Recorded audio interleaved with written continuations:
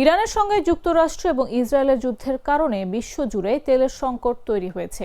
এমন পরিস্থিতিতে ফ্রান্সের অর্থমন্ত্রী রোনাল্ড লেস্কুর বলেছেন, বর্তমানে নতুন তেলের মজুদ ছাড়ার কোনো পরিকল্পনা নেই, তবে আগামী কয়েক সপ্তাহে বিষয়টি সামনে আসতে পারে।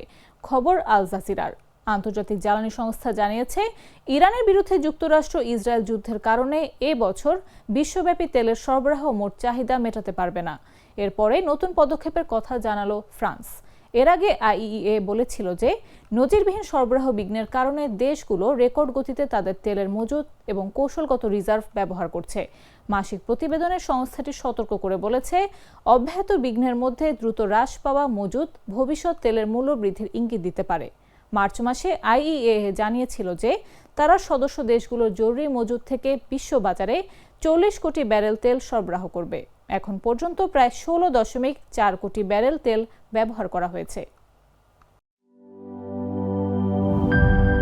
সব সমস্যার সমাধান হবে এই সস্তা কেবল বদলে বিজলি কেবলস লাগালে। বিজলি কেবল, নিরাপদ আজীবন।